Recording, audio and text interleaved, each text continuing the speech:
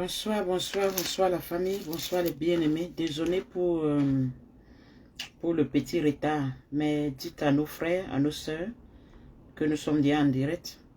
Bon dimanche, ma bien-aimée Marceline, bon dimanche à toute la famille.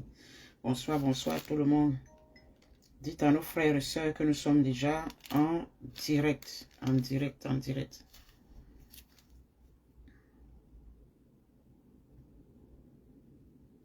Donc, bonsoir, bonsoir, bonsoir, bonsoir à tout le monde. Donc, partageons le direct dans le groupe.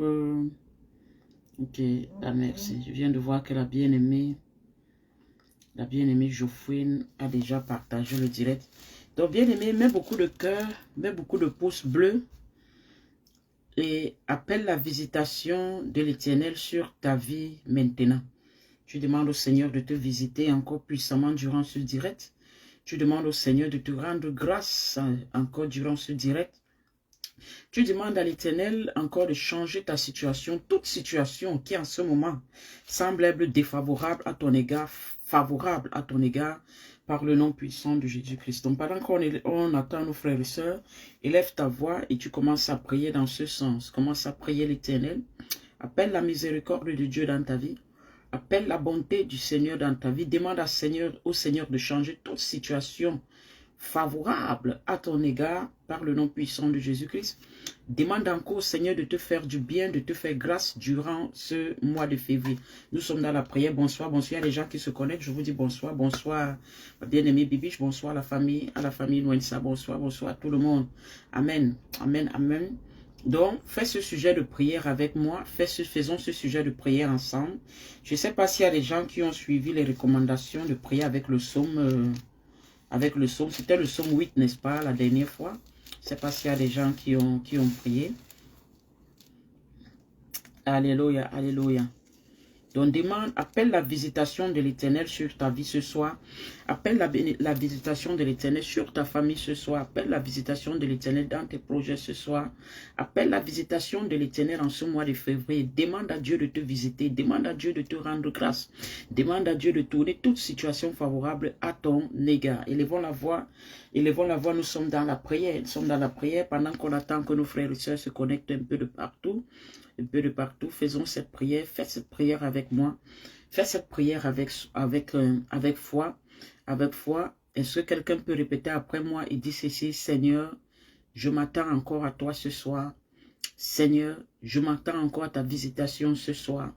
Seigneur, je m'attends encore à ta miséricorde ce soir. Seigneur, délivre-moi de toute emprise de Satan. Délivre-moi du mal et du malin. Délivre-moi de toute iniquité. Purifie-moi de toute souillure, justifie-moi de toute accusation. Rends-moi ministère ce mois de février. Que ce mois de février soit un mois de témoignage. Que ce mois de février soit un mois de ta visitation excellente. Que ce mois de février soit un mois de bonnes nouvelles. Par le nom puissant et précieux de notre Seigneur et Sauveur Jésus-Christ. Alléluia. Excusez un peu ma voix. Pourquoi ma voix est rock comme ça aujourd'hui? Amen. Bonsoir, bonsoir la famille. Bonsoir à tout le monde. Mettons les cœurs, mettons les pouces bleus, mettons les cœurs, mettons les pouces bleus. Dimanche, nous avons commencé une série sur la conversion et sur la repentance. Ce soir, je vais aborder un sujet, on va parler de l'âme. Et en parlant de l'âme, nous allons parler de la délivrance de l'âme. Donc, et cette série sur l'âme, je crois qu'on va prendre tout le mois de février pour enseigner dessus, pour parler sur la conversion, la repentance. Et cette série sur l'âme, à la fin de cette série, ma prière et ma supplication, c'est que toute âme qui est encore en captivité, dans les prisons sataniques, que le Seigneur les libère, que le Seigneur les délivre. Donc toute personne qui écoutera ce message, qui écoutera ma voix, remplie de la puissance du Saint-Esprit, et que son âme était encore en captivité quelque part, qu'à la fin de cette série, que la main puissante de l'Éternel vous libère de toutes sortes de captivités spirituelles, de toutes sortes de prisons spirituelles, dans le nom puissant et précieux de notre Seigneur et Sauveur Jésus-Christ. Est-ce que quelqu'un est avec moi? Mets beaucoup de cœur, mets beaucoup de pouces bleus. Je vais donner 1 ou 2 minutes à nos frères et sœurs, parce que moi-même j'étais un peu en retard. Et puis nous allons commencer. Nous allons commencer d'ici 3 ou 2 minutes. Pendant que Pendant qu'on attend encore nos frères et sœurs qui se connectent un peu de partout, je veux que toi-même tu commences déjà à présenter ton âme à Dieu. Et je veux que tu répètes encore cette parole avec foi et avec détermination. Et que tu dis au Seigneur que si ton âme était encore en captivité quelque part, si ton âme était encore attachée quelque part, ou si ton âme était encore sous l'emprise du mal, sous l'emprise du malin quelque part, qu'à la fin de cette série, qu'à commencer même de ce soir, que l'Éternel libère ton âme, que l'Éternel libère ton âme de tout joug maléfique, que l'Éternel libère ton âme de tout joug satanique, par le nom puissant et précieux de notre Seigneur et Sauveur Jésus-Christ. À la fin de cette série, nous allons comprendre pourquoi c'est important que notre âme soit libérée. Père, à toi la gloire, à toi la puissance, à toi la magnificence. Je te remets toutes choses parce que tu as fait toutes choses pour ta gloire. Tu as tout partagé avec nous sauf une chose, ta gloire. Tu ne partages ta gloire avec personne. C'est pourquoi lorsque l'accusateur de nos frères a voulu toucher à ta gloire là-haut, tu l'as jeté, précipité hors de ta face. Toute personne qui essaie de toucher ta gloire, de s'attaquer à ta gloire, tu précipites cette personne hors de ta face. Tu précipites cette personne hors de ta présence. Et hors de toi, il n'y a pas de vie. Sans toi, il n'y a pas de vie. Sans toi, il n'y a pas de destinée. Sans toi, il n'y a pas de progrès. Sans toi, il n'y a pas d'avancement. Sans toi, il n'y a pas de joie. Sans toi, il n'y a pas de bonheur. Le bonheur se trouve à tes pieds. Le bonheur se trouve sur celui qui marche sur ton chemin. Le bonheur se trouve sur celui qui met en pratique tes commandements, qui met en pratique tes instructions. C'est là où le bonheur se trouve. Alors, Père, je te remets toute la gloire. Sanctifie ma bouche. Révèle-moi de ta puissance, de ton autorité. Utilise-moi encore comme un instrument, un canal de bénédiction pour ce peuple que tu as choisi, pour ce peuple qui est ton peuple, par le nom puissant et précieux de notre Seigneur et Sauveur Jésus-Christ. Amen. Excusez-moi pour ma voix. C'est pas ce qu'est ma voix aujourd'hui. Pourtant, je n'ai pas crié. Amen. Bonsoir la famille, permettez. Alléluia. Donc nous sommes sur la série La conversion et la repentance. Nous allons parler de l'âme. Amen. Que quelqu'un dise encore avec moi. Seigneur Jésus, Seigneur Jésus-Christ de Nazareth, toute attaque faite sur mon âme, toute attaque faite sur mon âme, toute destruction faite sur mon âme, que je sois restauré.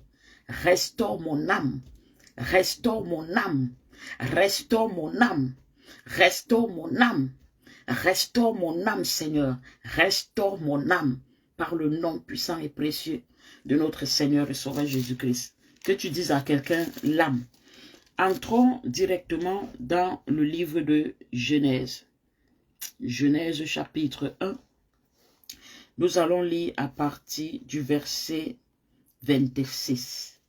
Genèse chapitre 1 à partir du verset 26. Sois très attentif ce soir. Cette série nous fera du bien. Alléluia. Je suis sûr qu'à la fin de cette série, beaucoup de gens verront des choses qu'ils n'ont plus vues ou des choses qu'ils attendaient de voir depuis. Dieu nous fera du bien. Amen. Amen. Cette parole fera du bien à ton âme. Cette parole fera du bien à ta famille. Que toute famille sorte de l'emprise de Satan. Que toute famille sorte de l'emprise du malin. La Bible dit ceci. Je vais d'abord faire un petit résumé. La série sur la conversion et sur la repentance. Dimanche passé, pour ceux qui suivent, nous avons commencé sur la conversion. Et j'ai commencé à expliquer ce que c'est que la conversion. Parce que si tu n'es pas converti, la vérité c'est que tu ne verras pas les merveilles de Dieu. Et beaucoup sont à l'église et ne sont pas convertis. C'est le problème que nous avons à l'église. Le grand problème que nous avons à l'église, c'est qu'on a affaire aux mondains qui se prennent pour des chrétiens à l'église. Et on a affaire aux païens qui se prennent pour des chrétiens à l'église. Les gens ne sont pas convertis, que ce soit dans la maison de Dieu, que ce soit dans leur propre famille, les gens ne sont pas convertis. Et ils ont du mal à voir la grâce de Dieu. Amen. Donc sur cette série donc, de la conversion, nous avons introduit avec la conversion pour dire, la conversion c'est un processus.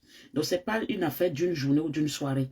C'est pourquoi, malgré que le fait que les disciples étaient 3 ans avec Jésus-Christ, l'Éternel dit à Pierre, Simon, Simon, Satan t'a réclamé pour te cribler comme un froment. Et il dit, et si je ne t'avais pas, et si je n'avais pas intercédé pour toi? Et il dit, et toi, quand tu seras converti? Quand tu seras? Ça veut dire que même l'apôtre Pierre qu'on connaît aujourd'hui, qui a marché 3 ans avec Jésus, à cet instant précis, quand Jésus lui parlait, il n'était pas encore converti. Donc vous pouvez comprendre que le fait d'accepter Jésus ou le fait d'aller à l'église ne veut pas forcément dire que tu es converti. Alléluia. Et la conversion, c'est un processus. Et ce soir, vous allez comprendre pourquoi la conversion, c'est un processus. Maintenant, les gens peuvent se poser la question, pourquoi je parle de l'âme? Si les gens qui se rappellent bien dimanche passé, j'ai posé une question que des gens ont essayé de répondre, j'ai demandé pourquoi est-ce que Dieu n'a pas pardonné à Satan. C'est vrai que ma bien-aimée Pascaline a dit, et c'est vrai que Satan n'a pas demandé pardon d'abord au départ, il faut d'abord demander pardon pour être pardonné. Et j'ai expliqué que Satan ne peut pas demander pardon et être pardonné parce qu'il n'a pas d'âme. Là, dans le regret se trouve au niveau de l'âme. L'âme, c'est le siège des émotions. Ça veut dire que c'est l'âme qui fait que quand tu as posé une action qui n'est pas bien, après tu regrettes. Après, tu as le remords, c'est l'âme. Mais quelqu'un qui n'a pas d'âme n'a pas la même capacité. Alléluia. Donc, avant de continuer, je vais d'abord lire la parole parce que je vais vous expliquer ça. Allons dans le livre de Genèse, chapitre 1, verset 26. La Bible dit, « Puis Dieu dit, faisons l'homme à notre image, selon notre ressemblance, et qu'il domine sur les poissons de la mer, sur les oiseaux du ciel, sur le bétail, sur toute la terre, et sur tous les reptiles qui rampent sur la terre. Dieu créa l'homme à son image, il le créa à l'image de Dieu, il créa l'homme et la femme. » Alléluia. Donc la Bible nous dit ici que Dieu dit, faisons l'homme à notre image, selon notre ressemblance. Quand il parle ici, on a le pluriel, n'est-ce pas? Il dit à notre image. Ça veut dire, on a l'impression qu'il parle avec d'autres personnes. Parce qu'il parle, il ne dit pas, je fais l'homme à mon image. Il dit faisons. Il utilise le pluriel. On a vu les verbes, n'est-ce pas, la conjugaison. Ça, c'est le pluriel. Quand je dis déjà faisons, quand je dis déjà notre. Donc, on voit ici comme si, en fait, la création de l'homme, quand Dieu parle, il y a plusieurs autres personnes qui étaient aussi là. Et Dieu dit faisons à notre image et à notre ressemblance. Maintenant, si on prend ça de manière littéraire, on va se dire que ça veut donc dire que l'homme a l'image et la ressemblance de toutes ces personnes qui étaient là. Et on va s'attendre en fait à ce qu'on ait une forme un peu bizarre. Parce que si tu dois ressembler à plus de 2, 3, 4 personnes, mais ta forme, ça veut dire que quoi? On a pris la tête chez un, on a pris les mains chez l'autre, on a pris les pieds chez l'autre, on a pris le ventre chez un autre, on a pris, je sais pas, le menton chez l'autre, on a pris quoi chez l'autre. Donc, Dieu ici, il dit, faisons l'homme à notre image et à notre ressemblance. Il utilise le pluriel. Maintenant, les chrétiens, je parle de nous chrétiens, qu'on soit chrétien catholique, qu'on soit chrétien protestant, qu'on soit chrétien pentecôtistes, on s'accorde tous sur le fait que on sait un Dieu trinitaire. C'est pourquoi ici Dieu parlait comme du pluriel.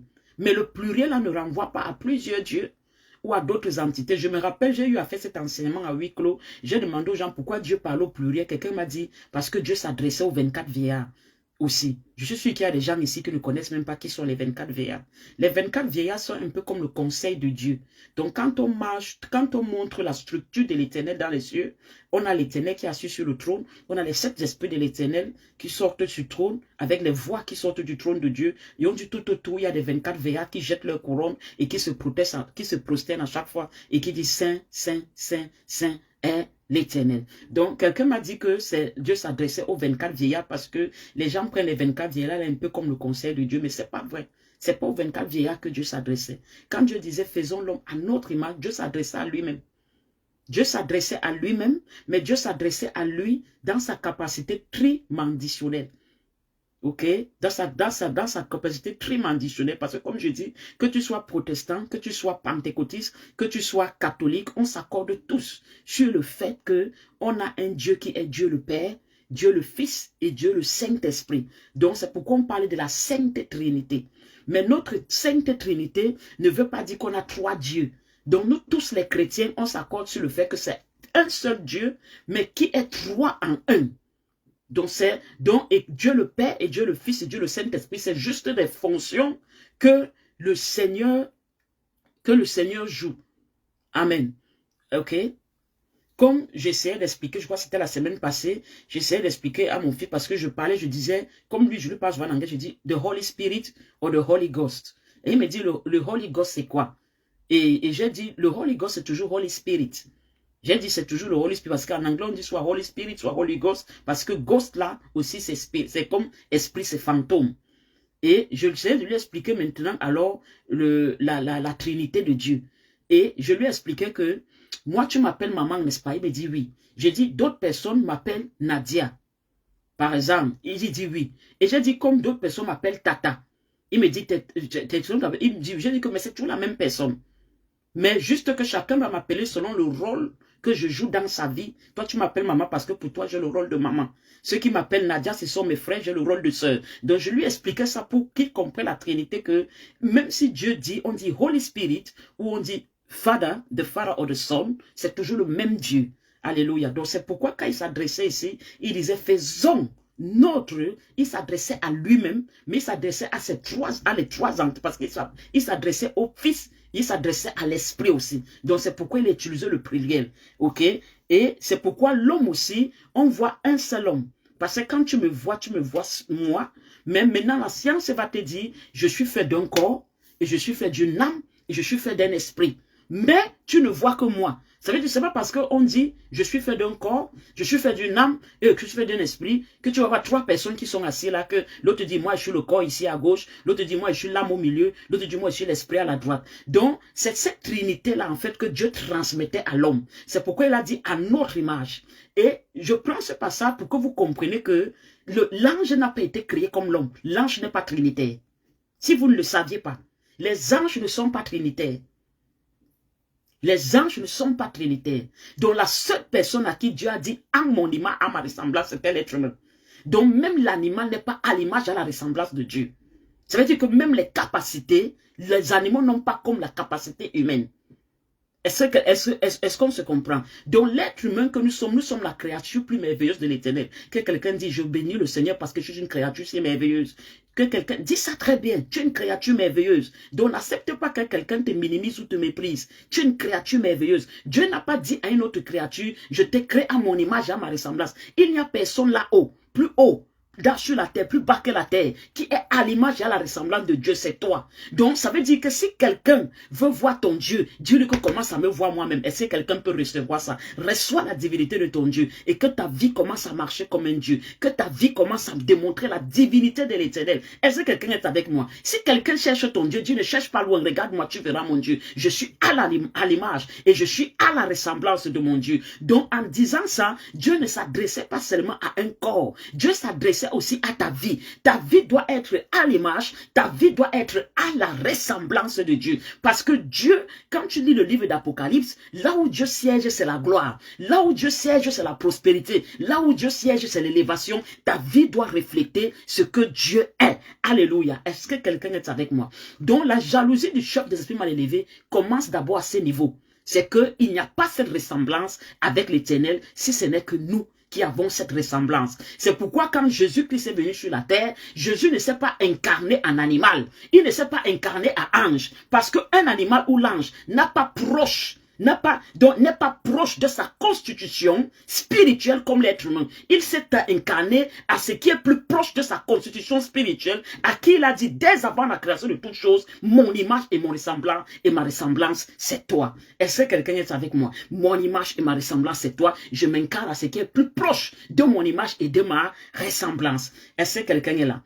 Donc, je prends cette genèse pourquoi? Pour vous expliquer que le corps, l'âme et l'esprit. Maintenant, il faut comprendre ceci, la famille. Quand le chef des esprits mal élevés a été précipité hors de la présence du Seigneur et il est descendu pour venir séduire nos aïeux, nos ancêtres que vous voulez appeler Adam et Ève. Qu'est-ce qui a été corrompu? Ce n'est pas le corps qui a été corrompu. Est-ce que vous comprenez? Quand ils ont mangé le fruit, c'est vrai que l'acte de manger, tu peux te dire que c'est le corps, mais ce n'est pas le corps qui a été corrompu. Parce que la manière dont Adam et Ève étaient formés n'a pas changé. Adam est toujours resté homme, Ève est toujours restée femme avec ses formes de femme, Adam est resté homme avec ses formes d'homme. Rien n'a changé en eux physiquement. Mais qu'est-ce qui a changé en eux? C'est l'âme. Donc le fruit défendu a empoisonné l'âme. C'est l'âme qui a changé. Leur âme, maintenant, n'était plus innocent. Parce que quand Dieu les a créés, ils étaient innocents. Et c'est pourquoi je crois quelque part, la Bible nous dit ceci, regardez, le Genèse chapitre 22, à partir du verset 25, ça dit l'homme et sa femme étaient tous de nus et ils n'en avaient point honte. L'homme et la femme étaient tous de nus, ils n'en avaient point honte. Beaucoup de gens croient que Adam et Ève n'étaient pas conscients de leur nudité, c'est faux. Ils étaient conscients de la nudité depuis, mais ils n'avaient pas honte de la nudité, parce qu'ils étaient des âmes innocentes. Ils ne connaissaient pas le bien et le mal. Pour eux, ils ne savaient pas qu'être nu, c'est mauvais. C'est quand ils ont mangé le fruit défendu, qu'ils ont vu que leur âme a été corrompue, et maintenant, ils ont eu la connaissance du bien et du mal, et ils ont dit, pourquoi on est nu? Il faut qu'on cherche à se couvrir. Et c'est pourquoi aujourd'hui, vous allez constater qu'avec le temps, on ne fait que se pervertir. Moi, je me rappelle quand j'avais 6-7 ans, je pouvais jouer sur la pluie avec juste mon caleçon, avec le fils du voisin, on jouait sur la pluie innocemment.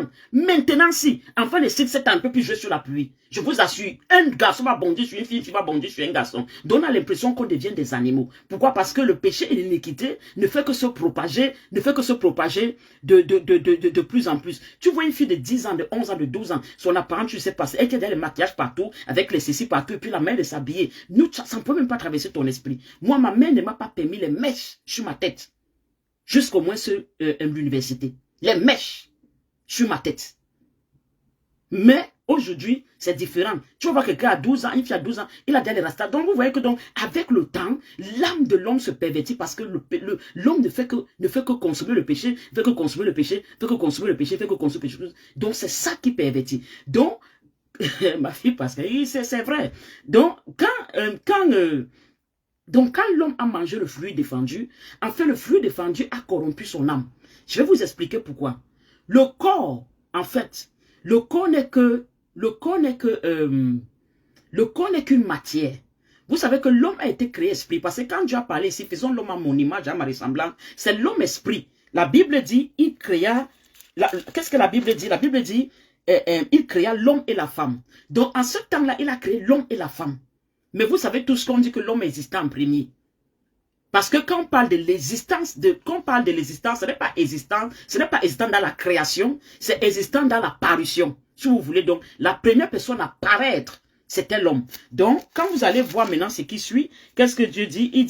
Il dit ceci, au verset, Genèse 2, verset 7 dit, l'Éternel Dieu forma l'homme de la poussière. Donc, c'est après avoir parlé. Donc, il a créé un être spirituel, il a créé l'esprit par la parole, il a formé maintenant le corps par la poussière. Donc, le corps, ce n'est que poussière. Et le corps a sa direction. Dieu a dit, poussière tu es, et poussière tu retourneras. Donc, le corps-ci va retourner à la poussière. Donc, Satan, en fait, ne s'intéresse pas à ce qui va retourner à la poussière. L'esprit retourne à Dieu. Laissez-moi vous expliquer ce qui se passe quand quelqu'un meurt. Est-ce que je peux parler à quelqu'un ce soir? Qu'est-ce qui se passe quand quelqu'un meurt? Qu'est-ce qui se passe quand quelqu'un meurt, n'est-ce pas? Dès que tu meurs, on dit que quoi? Qu'est-ce que tu as rendu? On dit que tu as rendu l'âme, n'est-ce pas? Ça veut dire que la mort, c'est quoi en fait? C'est la séparation de l'âme avec ton corps et ton esprit. Donc ça veut dire que en fait, qu'est-ce qui maintient l'homme en vie? C'est l'âme. C'est ça, n'est-ce pas? Qu'est-ce qui maintient l'homme en vie? C'est l'âme. Ok? Regardez. On dit ceci, l'Éternel Dieu forma l'homme de la poussière de la terre, il souffla dans ses narines un souffle de vie, et l'homme devint un être vivant. Donc, ça veut dire que l'homme étant poussière, et avec le corps, il était comme ça, et puis comme Dieu avait déjà créé l'esprit, quand il a dit, faisons l'homme à notre image, à notre ressemblance, il avait un esprit, mais il ne bougeait pas, pourquoi? Parce qu'il n'avait pas l'âme. Qu'est-ce qui a créé l'âme? C'est le souffle de Dieu. Quand le souffle de Dieu est entré, il y a eu croisement entre le corps poussière et l'esprit qui s'est croisé et ça a donné l'âme par le souffle de Dieu. C'est pourquoi la vie est devenue une âme vivante. Vivante, ça veut dire je peux maintenant marcher, je peux monter. C'est pourquoi quel que soit ce que la science veut faire avec AI ou tout, la science ne va jamais créer un être humain. Jamais. Parce que c'est le souffle de Dieu qui crée l'âme. Donc la science ne va jamais créer à trouver, ne va jamais réussir à créer l'âme. Ça ne sera pas possible. Je vous dis, ça n'arrivera jamais. Ils peuvent vous parler ce qu'ils parlent avec la société. Ils vont peut-être faire des robots qui se rapprocheront de l'homme, mais ils n'auront jamais la gestuelle. Beaucoup de choses de l'homme parce que le souffle de Dieu va les manquer. Est-ce que quelqu'un est avec moi? Donc, l'âme dont le corps est poussière, ça retourne à la poussière. L'esprit de Dieu est inattaquable. Parce que le côté esprit de l'homme vient de Dieu. Donc, on ne peut pas attaquer ce qui est de Dieu. Écoutez très bien, je suis en train de vous amener quelque part. On ne peut pas attaquer ce qui est de Dieu. La seule chose qu'on peut attaquer, c'est l'âme. On peut détruire le corps, mais on ne peut pas attaquer l'esprit. Parce que l'esprit est de Dieu. Donc, qu'est-ce qui se passe quand quelqu'un meurt? Quand quelqu'un meurt, c'est l'âme qui se détache du corps et de l'esprit. L'âme quitte, la personne perd l'âme. L'âme part.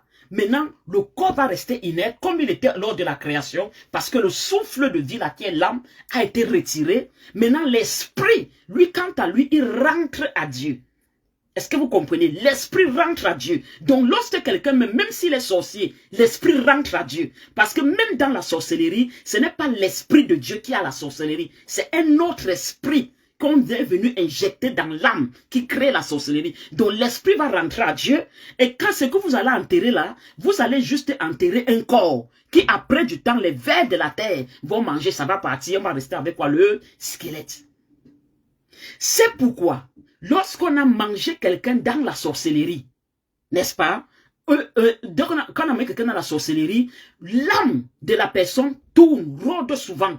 Même pendant que vous êtes en train de pleurer, l'âme en train de rôder. Même pendant que vous êtes en train de vous atteler à la morgue, l'âme en train de rôder.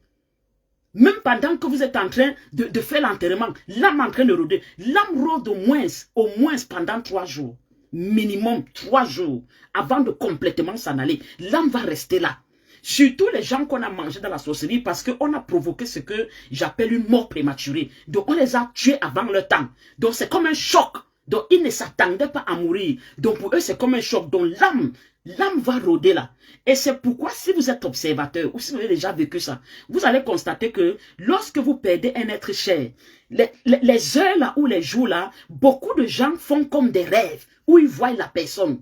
Où beaucoup de gens ont des sensations dans la maison du deuil, comme si il y a une présence, ou comme si la personne est là. Donc, les gens ont des sensations, ceux qui sont observateurs, ou qui ont déjà vécu ça. Parce que l'âme de la personne reste. Pourquoi? Parce que l'âme, en fait, peut errer jusqu'au jour d'Apocalypse. Et je parle de manière générale, je ne suis pas arrivé à l'âme du chrétien. L'âme peut errer jusqu'au jour de l'Apocalypse, mais le corps va être enterré, l'esprit va retourner à Dieu. L'âme maintenant là, quand on tue quelqu'un dans la sorcellerie, c'est quoi qu'on prend? Ce n'est pas son corps. Ils ne peuvent pas travailler le corps. Le corps qui n'a plus d'âme va pourrir. Je ne sais pas si vous comprenez. Le corps qui n'a plus d'âme va pourrir. Donc ils ne prennent pas, donc on ne tue pas quelqu'un dans la sorcellerie parce qu'on veut son corps. Non, le corps va pourrir. Il ne peut pas prendre l'esprit. L'esprit appartient à Dieu. C'est l'esprit de Dieu. Maintenant, la seule chose avec laquelle il travaille, c'est l'âme. Donc, quand on tue quelqu'un dans la sorcellerie, c'est quoi en fait qu'on veut? C'est son âme qu'on veut. C'est pourquoi j'ai parlé de la délivrance de l'âme. Parce que je vous fais comprendre que c'est pourquoi dans la Bible, Dieu dit, il est venu pour le salut de l'âme. Beaucoup de gens ne savent pas pourquoi Dieu insiste sur l'âme. Dieu n'a pas dit, la seule partie que Dieu insiste, qu'on appelle salut, on dit salut des âmes. Pourquoi? Parce que Dieu sait que c'est l'âme qui est la seule chose qu'on peut corrompre dans la vie d'un être humain. C'est l'âme qu'on corrompt, ce n'est pas autre chose. Donc le sorcier ne s'attaque pas à ton corps. Le sorcier ne s'attaque pas à l'esprit, à ton esprit. Le sorcier s'attaque à ton âme. Parce que c'est la seule chose qui peut s'attaquer. C'est la seule chose qu'il peut s'attaquer. Il peut détruire le corps. Maintenant, s'il s'attaque à l'âme, il peut t'amener maintenant toi-même à détruire ton corps. Mais à détruire même le corps, lui, ne lui sert à rien. C'est l'âme surtout. Donc, quand on prend quelqu'un dans la sorcellerie, quand on tue quelqu'un dans la sorcellerie, c'est l'âme qu'on vend. Donc, quand on dit qu'on a vendu quelqu'un, c'est une expression. On ne vend pas quelqu'un parce que quelqu'un, ça réfère au corps, âme et esprit. En fait, on a vendu l'âme de la personne. Est-ce que vous comprenez? Donc, c'est l'âme de la personne qu'on a vendue dans la sorcellerie. Et ils vendent l'âme des gens. Pourquoi? Parce que si tu tues, par exemple, quelqu'un qui a 20 ans, et dans la durée de vie de l'âme, parce que c'est l'âme même qui a une durée de vie, l'esprit de Dieu est éternel. L'esprit vivra éternellement. C'est pourquoi dans le jardin d'Éden, l'homme était un être esprit. C'est pourquoi il avait la capacité de vivre éternellement. Lorsqu'il a mangé le fruit, il est devenu un homme, je peux dire âme. Parce que l'âme a une durée de vie. Tout comme le corps qui est cher a une durée de vie aussi. Alléluia. Donc, l'âme a une durée de vie. Ça veut dire que si dans la sorcellerie, il tue quelqu'un qui a 20 ans, quelqu'un qui a 25 ans, ou un bébé. Maintenant, la durée de vie de cette personne était de, disons, de 70 ans. Donc, ça veut dire qu'en fait, 25 ans, fait 70 moins 25. Donc, le sorcier prend ça, les années de vie là, donc près de 50 ans, il s'ajoute à ces années de vie, à lui. C'est pourquoi c'est l'âme qu'ils attaquent. Parce que la richesse de l'être humain est dans l'âme. Et Shababari, Riale la Rosoli, Halahaze, Lila la Haje Baba Rosoi ale,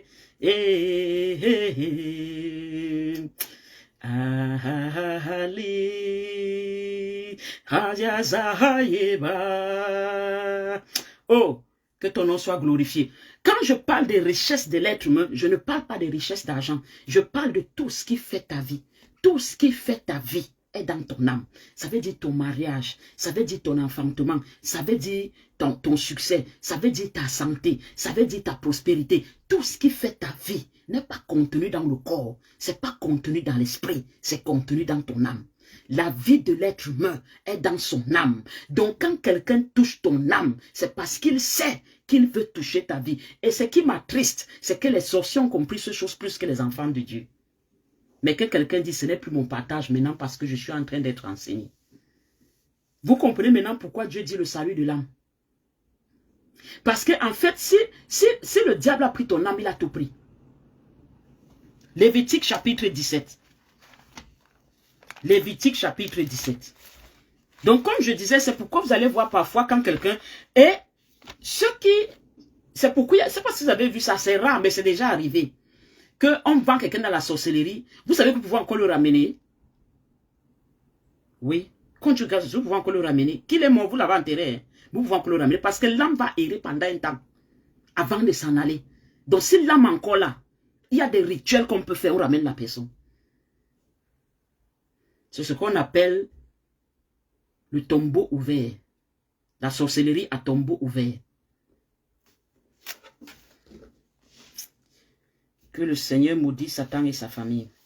Alléluia. Lévitique chapitre 17. Lévitique chapitre 17 à partir du verset 11. Il est écrit ceci. Car, écoutez ceci, lisons le chapitre 10. La Bible dit, si un homme de la maison d'Israël ou des étrangers qui séjournent au milieu d'eux mange du sang d'une espèce quelconque, je tournerai ma face contre lui, contre celui qui mange le sang. Écoutez le texte, il dit, je tournerai ma face contre celui qui mange le sang. Alléluia. Je tournerai ma face contre celui qui mange le sang et je le retrancherai du milieu de son peuple. Écoutez, l'Éternel dit, je tournerai ma face contre celui qui mange le sang et je le retrancherai du milieu de son peuple. Que cette parole s'applique aux sorciers de ta famille parce que ce sont des mangeurs de sang. Et Dieu dit, quand tu manges le sang, il tourne sa face contre toi. Ça veut dire que Dieu te montre son dos. Quand Dieu te dit de montrer son dos, ça veut dire que tu vois la colère de Dieu et il te retranche. Donc que Dieu leur tourne sa face et que Dieu les retranche du milieu d'eux parce que ce sont des mangeurs de sang. C'est ce que les sorciers sont. Continue, il dit, écoutez verset 11, pourquoi il le dit? Il dit ceci, il dit, écoutez la famille, il dit, car l'âme de la chair est dans le sang. Il dit que quoi? Il dit, car l'âme de la chair est dans le sang. L'âme est où? Dans le sang. L'âme est où? Dans le sang. Donc, le sang si même en fait, c'est quoi en fait? Le sang si même est comme une composante de ton âme. Donc, même les gens dans la sorcellerie, qu'est-ce qui se passe? Quand on a mangé quelqu'un dans la sorcellerie, premier signe qu'on a mangé quelqu'un dans la sorcellerie, anémie. Je ne sais pas si vous prenez des notes. Qui était là vendredi? Qui a suivi l'histoire que j'ai racontée sur le fils de ma petite soeur? Qu'on avait pris dans la sorcellerie en décembre. Premier signe de quelqu'un qu'on a mangé dans la sorcellerie, anémie. Anémie, notez ça. Anémie sévère. Ça veut dire que tu prends remède de sang, rien. Tu prends remède traditionnel de sang, rien. Globules, je ne sais pas encore quoi, quelle vitamine, je ne sais pas pour le sang, rien. C'est comme si tu ne prends rien. C'est comme ça que le fils de ma petite soeur était. Il était devenu pâle. Même les docteurs ne comprenaient pas. On donnait le sang à l'enfant. On faisait descendre la température. Rien.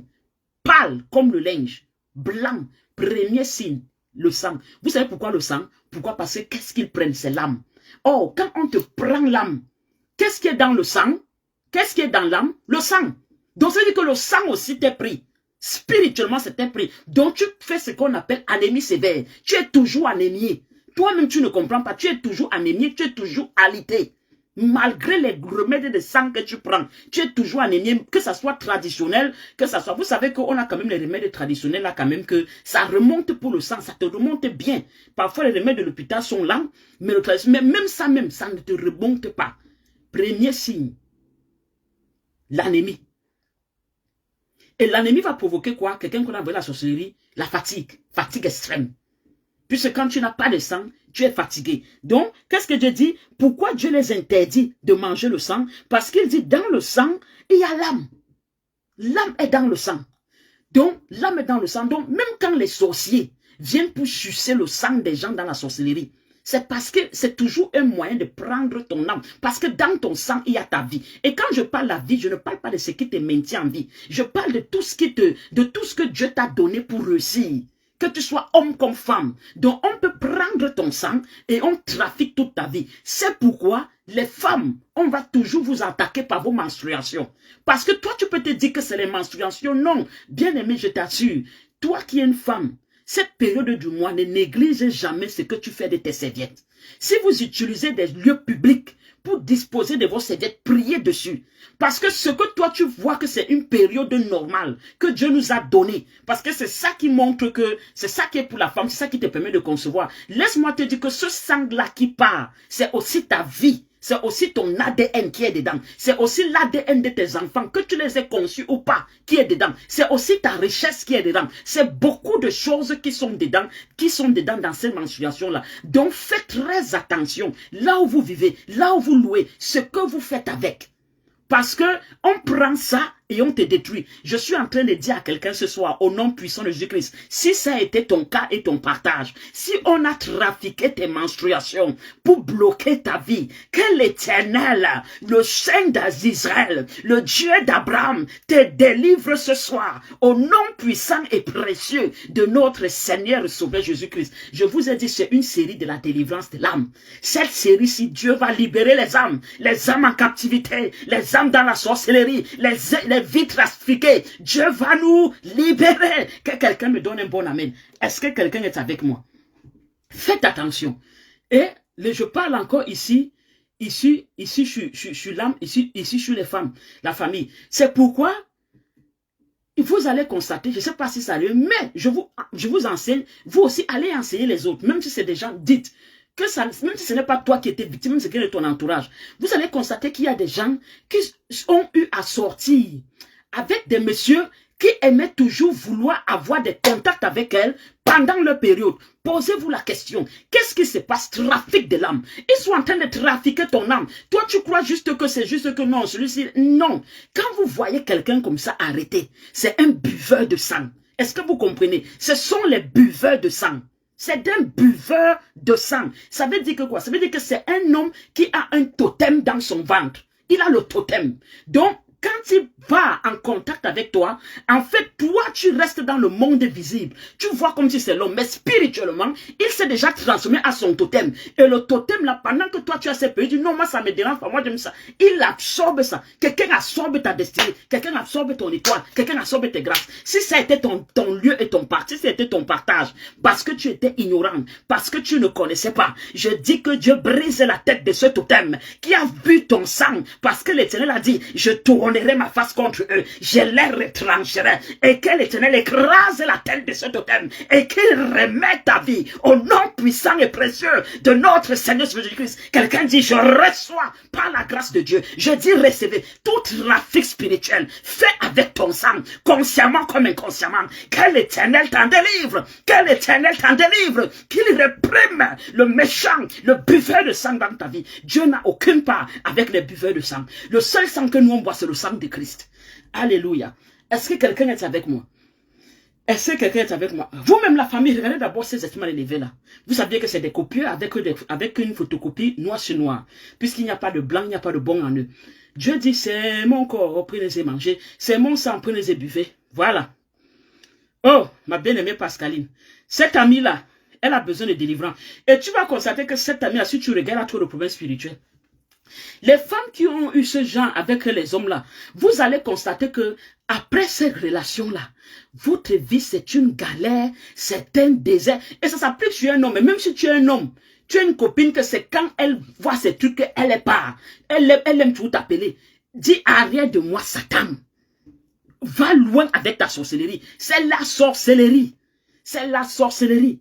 Oh, vous voulez que je vous explique le mystère de la femme atteinte de la perte de sang? Vous savez que la perte de sang, c'était les menstruations, non? Vous savez comment elle a fait pour toucher Jésus? Parce que les gens la connaissaient, selon la coutume juive. Quand une femme avait ses menstruations, il fallait mettre la femme là à l'écart. Parce qu'on la considérait comme souillée. Et on disait, elle souillait toute personne qui l'approchait. Donc quand les gens l'ont vue, en fait, ce n'est pas qu'elle s'est trop faufilée sur la foule. On l'a laissée passer parce que tout le monde avait peur d'elle. On savait qu'elle était toujours impure. Puisque pour elle, ça ne s'arrêtait jamais.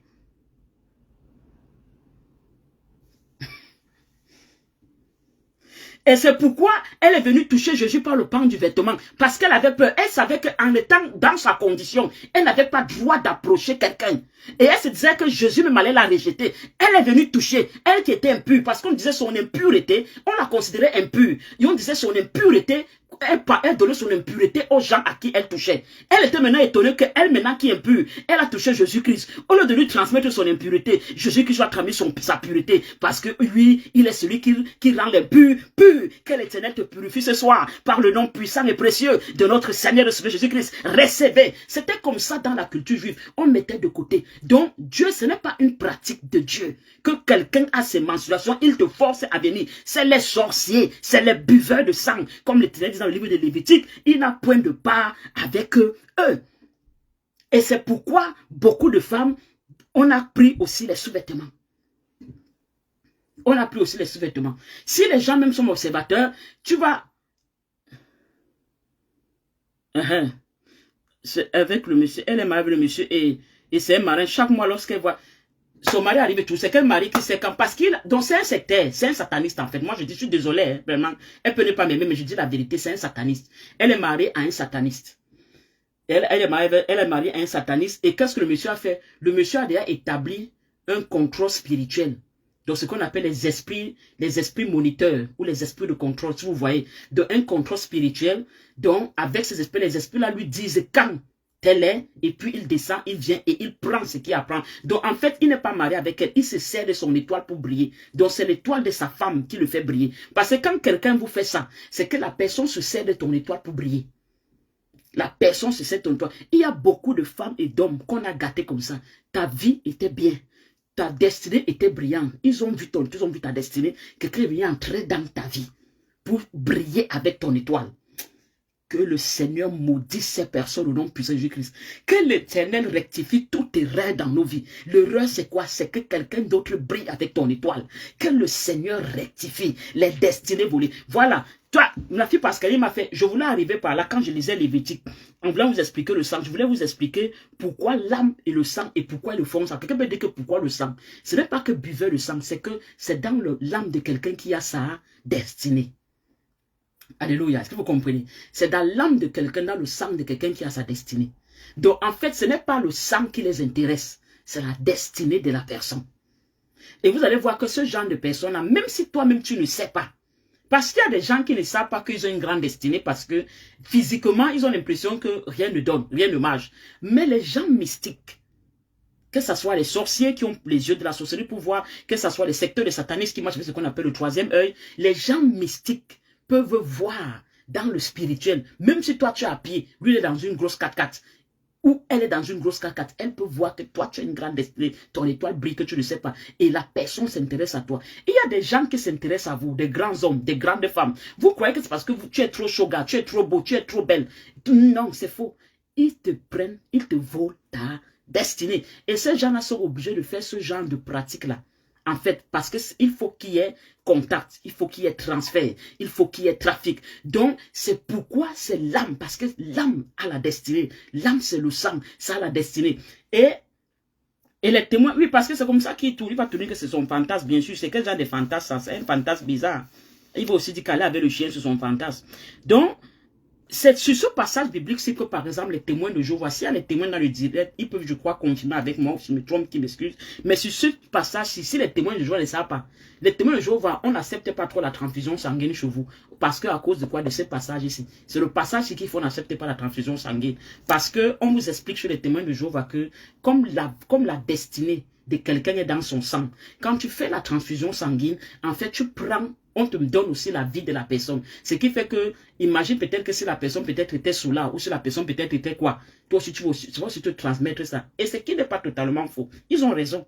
Il y a transmission, puisque s'il peut y avoir transmission par les rapports sexuels durant ce genre de période-là, c'est-à-dire que même la transfusion sanguine peut aussi être un transfert. C'est pourquoi dans toutes choses que tu fais, il faut prier. Est-ce que quelqu'un est avec moi? Il faut prier. Donc, c'est l'âme qui est attaquée. Donc, même quand ta vie ne donne pas, toi, quand tu dis, par exemple, on a bloqué ma vie, tu crois qu'on a bloqué quoi? Toi, tu peux dire, on a bloqué ma vie est bloquée. On ne bloque pas la vie de quelqu'un. C'est ton âme. C'est ça que je veux que vous compreniez. Ce que je veux que vous compreniez ce soir, c'est que, en fait, si quelque chose ne marche pas, Ce n'est pas autre chose en toi qu'on a attaqué. C'est juste l'âme. Est-ce que vous comprenez? C'est ça que je veux que vous compreniez. Je veux que vous compreniez l'importance de l'âme. Je veux que vous compreniez l'importance de l'âme. Donc quand quelqu'un dit tout ce que je fais, rien ne marche, tout ce que j'entreprends, ça ne donne pas, les hommes viennent, ils partent, les femmes ne restent pas, c'est l'âme, c'est ton âme en fait. C'est ton âme. Donc, si vous voulez bien vivre sur cette terre, ou voir les promesses de Dieu, ça passe par la délivrance de l'âme. C'est pourquoi cette série sur l'âme, de l'âme, est sur la conversion et la repentance. Et quand Dieu est venu sur la terre, il a dit, je suis venu sauver les âmes. C'est parce que Dieu sait ça. Dieu sait que dans le monde spirituel, c'est qu'il travaille avec. Il travaille avec les âmes des gens. Est-ce que vous comprenez? Il travaille avec les âmes des gens. C'est pourquoi quelqu'un qui a confessé le Seigneur, le Sauveur Jésus-Christ, comme son Seigneur et Sauveur, on ne peut plus te manger dans la sorcellerie. Ça veut dire, sauf si ta confession n'est pas vraie. Parce que l'âme de celui qui a confessé Christ, son âme maintenant, c'est pour ça que Paul a dit, si je vis, ce n'est plus moi qui vis, mais c'est Christ qui vit en moi. Ça veut dire que quoi? Ça veut dire que ton âme maintenant ne t'appartient plus à toi-même, mais l'âme appartient à Christ. Ton âme maintenant est entre les mains de Christ, et il n'y a pas quelqu'un qui va venir prendre ton âme des mains de Christ pour dire encore qu'il va vendre à la sorcellerie, ou pour dire encore qu'il va trafiquer. Donc la sorcellerie en fait que vous entendez là, la sorcellerie n'est qu'un trafic d'âme. C'est un trafic d'âme. Est-ce que vous comprenez? C'est un trafic d'âme. La sorcellerie est un trafic d'âme. C'est un trafic d'âme. C'est un trafic d'âme. Autre chose encore, très très dangereux, toujours avec le sang, les scarifications faites chez les marabouts. Là aussi, c'est comme ça qu'on prend aussi votre âme. Donc, pourquoi Dieu disait que vous ne devez pas manger du sang d'une espèce? Pourquoi? Parce qu'en mangeant le sang de quelque espèce, tu t'incarnes à cette espèce-là sans que tu le saches. Sans que tu le saches. Tu t'incarnes. C'est pour ça que vous allez voir qu'il n'y a pas de pacte sans écoulement de sang. Parlez-moi un pacte que vous connaissez où on ne fait pas l'écoulement de sang dans le pacte-là. Parlez-moi d'un pacte que vous connaissez. Il n'y a pas. Même ce qu'on a avec Christ, il y a eu écoulement de sang. Vrai ou faux? Qu'est-ce que tu dis dans tes prières? Que c'est le tu dis que qu'est-ce qui t'a racheté? Tu dis que c'est le corps de Christ qui t'a racheté. Tu dis que c'est là. Tu dis que quoi? Que c'est le sang, non? Qu'est-ce que tu dis qui pardonne tes péchés? Tu dis que qu'est-ce qui pardonne tes péchés? Tu dis que qu'est-ce qui efface tes péchés? C'est quoi? C'est le sang, non? Même le chrétien, quand le chrétien prie, tu parles beaucoup de quoi? Tu dis le sang de Christ m'a racheté. Puisque même la Bible dit, le sang de Christ m'a racheté. Par le sang de Jésus-Christ, je suis pardonné. Par le sang de Jésus, voilà, c'est le sang. Pourquoi? Parce que c'est un pacte. Même la christianité est un pacte avec Dieu. Donc, il n'y a pas de pacte sans sang. Qu'est-ce qui fait le pacte? C'est le sang. Pourquoi? Parce que le sang parce que maintenant, avec écoulement de sang, il y a transfert. Il y a transfert qui se passe. Donc, je cherche le mot pour que vous compreniez bien. Donc, ça veut dire que on devient comme ça, donc on devient un. On devient un. Donc, c'est pourquoi Christ, en versant son sang, par le sang de Christ, nous on communion aussi avec Christ. Et par la communion avec Christ, on devient un avec Christ. Et ça se passe par le pacte de sang. C'est pourquoi toute personne qui fait le pacte, il y aura toujours échange de sang. Parce que vous devenez un. J'avais suivi l'histoire de mes oncles. Je crois que c'était du côté maternel. Et puis, son épouse était mon homonyme. Elle s'appelait aussi Nadia. Bon, c'est pas. L'histoire courait dans la famille depuis qu'ils avaient fait un pacte de sang. Depuis, vraiment. Je me rappelle plus très parce que j'étais encore très petite quand j'attendais. Mais l'histoire courait. C'était le monsieur qui était mon oncle. Et puis sa femme qui était lui, qui était true. Il avait posé. Donc, l'histoire courait qu'ils avaient fait un pacte de sang. L'histoire courait dans la famille. Et je crois que quand c'est elle qui est décédée le plus, je crois que c'est elle. Et ça n'a pas tardé après il est parti. Donc, et ça a confirmé les gens sur le pacte de sang. Je ne pense pas qu'ils avaient d'enfants. Je ne sais pas si je me trompe. Je vais encore bien demander à la maman. Et ça a confirmé les gens sur le pacte de sang. Donc, qu'ils avaient fait parce que justement, ils sont morts comme ça. Ça n'a pas tardé, c'est ça. Et c'est ça qu'avec les gens, tu entres dans un pacte avec quelqu'un. Ça veut dire que lorsque la personne part, toi aussi, tu as des chances aussi de partir. Vous allez voir quelqu'un va te dire, allons là-bas, faisons ceci, un coupon comme ça, faisons le sang. Dis que tu seras toujours avec moi, tu vas toujours m'appartenir. Il n'y a pas d'appartenance. Le seul pacte avec lequel je fais, c'est le pacte de Dieu. Je ne fais le pacte avec plus personne d'autre. Je peux t'aimer aujourd'hui, je ne peux plus t'aimer demain. Il ne faut pas que je sois coincé dans un pacte de sang avec toi. Je n'ai pas de pacte de sang à faire avec quelqu'un par le nom puissant et précieux de notre Seigneur Jésus-Christ. Il y a des grands sorciers qui veulent toujours nous amener dans la communion de sorcellerie. Donc c'est une communion. C'est une communion. Même quand on partait chez les marabouts, nous sommes partis chez les marabouts là, ils ont fait des scarifications. En fait, ils nous amenaient à communier avec les esprits, les génies avec lesquels ils travaillaient. C'est ça les scarifications. On te dit c'est la protection, on te dit c'est le blindage. C'est quel blindage? C'est quel blindage? C'est quel blindage? Ce n'est pas un blindage. C'est la communion avec les génies avec lesquels ils travaillent. Donc on vous met les génies dans le corps. Et ces génies-là deviennent ce que les Anglais disent monitory spirits. Donc les esprits de contrôle. C'est eux maintenant qui deviennent au contrôle de ta vie. Ils deviennent maintenant en charge de ta vie. Et tu as l'impression que tu es parti avec une protection. Or, ce n'est pas une protection. Tu es parti avec des génies. Et comme c'est toi qui es parti, ça devient maintenant qu'il y a maintenant eu une entente, un accord donné. Le pacte était signé parce que c'est toi qui es parti et tu l'as fait volontairement. Donc c'est comme ça qu'ils amènent les gens à tisser des pactes. Comme on va dire aux gens que brisons les pactes de sang. Qui va dire, moi je n'ai pas fait un pacte de sang. Non, même parti sur une solution, tu as scarifié là. C'est un pacte de sang que tu as fait. Oui, que le Seigneur nous en délivre. Donc c'est tout le travail là que Jésus-Christ est venu faire sur la terre, que Jésus-Christ est venu faire sur la croix, le travail de l'âme. C'est pourquoi la délivrance est un processus.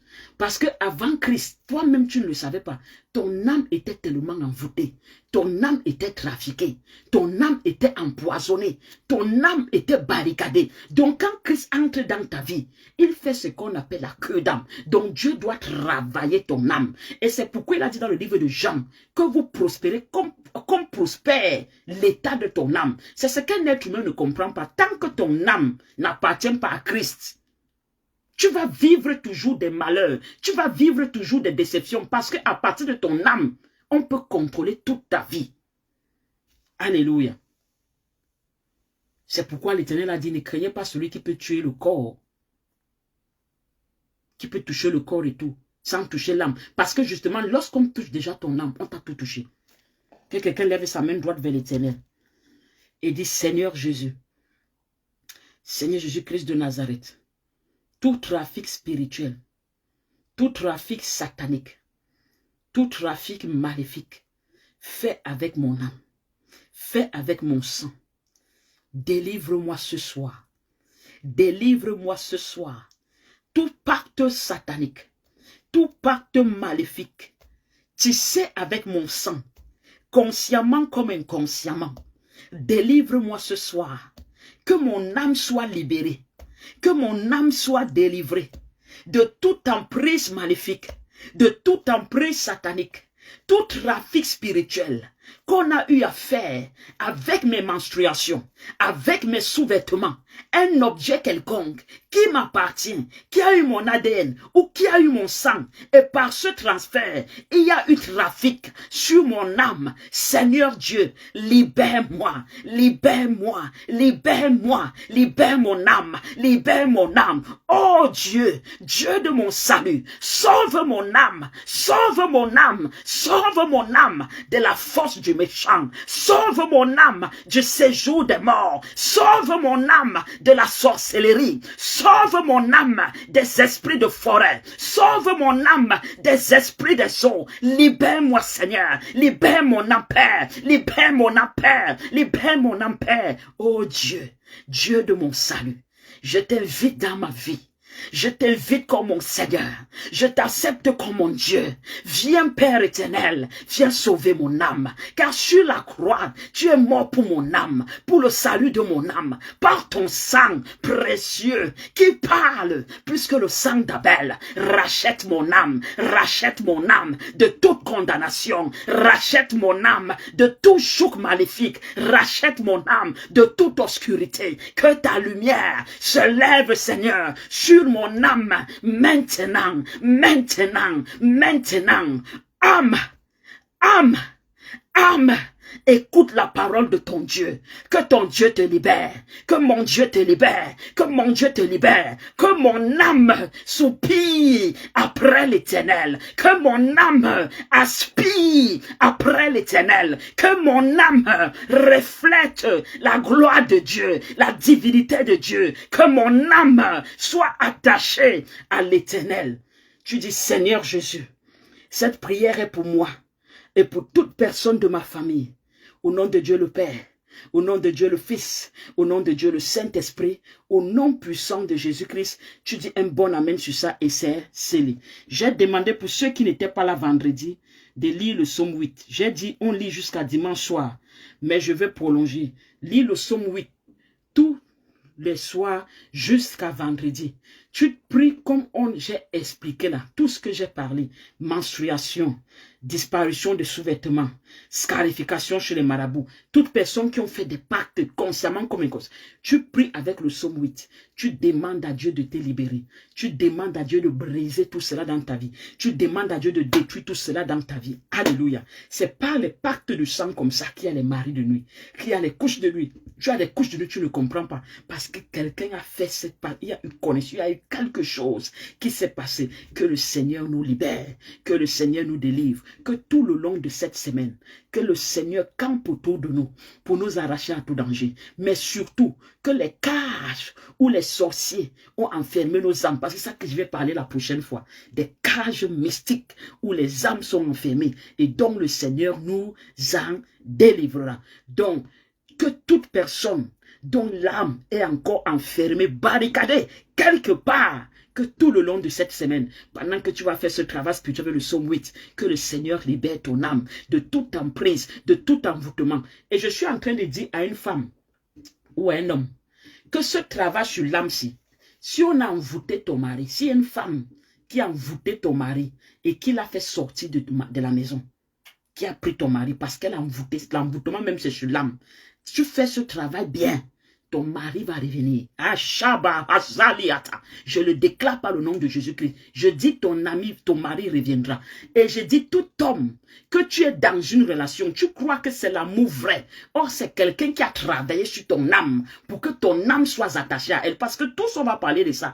Que le Seigneur t'en délivre cette semaine. Je le dis cette semaine. Que le Seigneur t'en délivre. Lui qui m'a dit, va et parle de l'âme à mon peuple. Et parle sur la délivrance de l'âme de mon peuple. Je ne parle pas cette parole sur la chair et sur le sang. Je parle cette parole en m'appuyant sur l'Esprit de Dieu, par le mentor de mon Père spirituel. Le Seigneur va délivrer les âmes de toute personne qui sont dans les relations d'envoûtement. Pas que le Seigneur détruise ces envoûtements sur vos vies par le nom puissant et précieux de notre Seigneur et Sauveur Jésus-Christ. Va et reste dans un esprit de prière. Va et combat pour le salut de ton âme, toi et tes enfants. Va et combat pour le salut de l'âme de tous les membres de ta famille par le nom puissant et précieux de notre Seigneur et Sauveur Jésus-Christ. Nous nous retrouvons ici vendredi toujours à la même heure. Que toute ta semaine soit bénie de lundi à dimanche. Que la main de l'Éternel te préserve. Que la main de l'Éternel te garde, toi et toute ta maison. Que tes portes soient ouvertes, que la bénédiction et la visitation de l'Éternel soient ton lieu et ton partage, que Dieu te distingue partout où tu iras, dans le lieu de ton service, dans ton lieu de travail, que Dieu te distingue. Ceux qui cherchent le travail, que Dieu se souvienne de vous. Ceux qui attendent des nouvelles, que Dieu se souvienne de vous. Ceux qui sont dans l'attente de quelque chose pour changer, pour voir la grâce et la gloire de Dieu, que Dieu se souvienne de vous cette semaine par le nom puissant et précieux de notre Seigneur et Sauveur Jésus-Christ. Nous disons Amen, Amen et Amen et c'est scellé. Shalom, shalom, shalom, la famille. Soyez bénis. Quant à moi, j'en ai terminé. Bye bye. Oh.